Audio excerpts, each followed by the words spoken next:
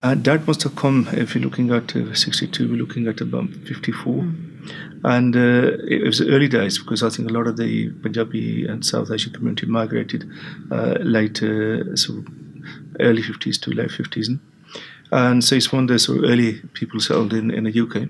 I did have my uncles who sort of migrated it before my dad did. And they did obviously support each other. I think the Punjabi community as a whole, regardless of whether you Sikh, Hindu, Muslim, supported each other. But my dad, in those days, it was hard to get work because there's a lot of discrimination.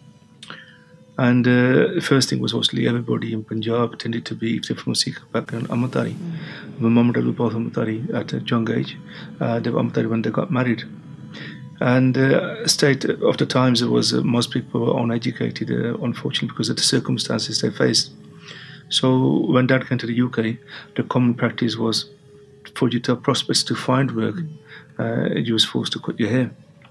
And sort of nearest and dearest sort of members who Dad relied on, sort of got him drunk, took him to the barbers, and he had to sacrifice his sickie. And in those days, it was hard to find work because of discrimination. So the first work Dad did was like a door-to-door salesman. Having items in a suitcase and even sort of popping in at the local sort of pubs, etc. And they had to just make ends meet.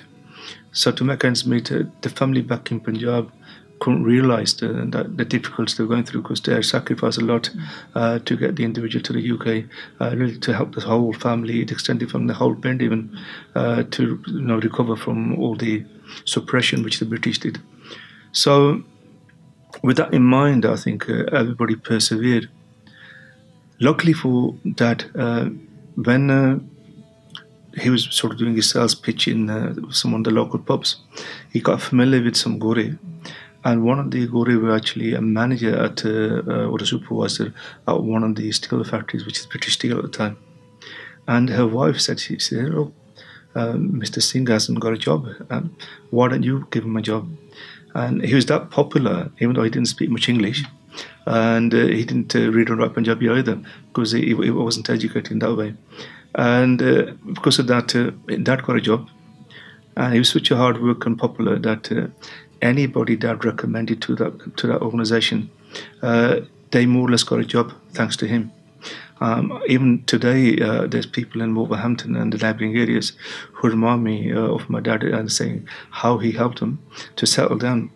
And also, once you got your foot in the door with work, then things obviously follow through and you make progress. Sad to say, so even though my dad dedicated a good 25 years or so to British Steel, I mean, it's important for me to say this because he went to India with family. Unfortunately, he fell ill in India. And what I recall is when he came back, because he stayed longer than he had leave.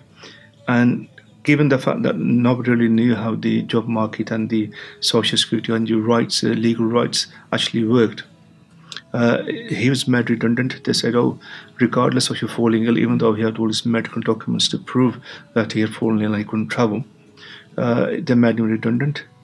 And that really hurt him. So he had to be re-employed. And in those days, obviously, according to your service, they gave you accreditation, gave you honourable type of, 50 years service or 40 years service. They give you like a gold watch or something. And I've sort of sweated my blood for these people. And this is how they treat me. The difficulty was obviously, even though my brothers were educated in the UK because they came at a young age, they could read and write English, they didn't know what to do in that situation. And you couldn't really take it to a tribunal in those days. I mean, nowadays, Edward's a lot more wiser. So given that they worked so hard, and he was doing two jobs at that British Steel, he was a night security, as well as the daytime he was a crane driver. And even then, that's the respect they gave him. So that's the sad side. They took advantage of an opportunity to really sort of sacrifice and null his service. And then they re-employed him. You see, so they cut off the service and they re-employed him. So that's one of the signs of the time, the way the system worked against our community.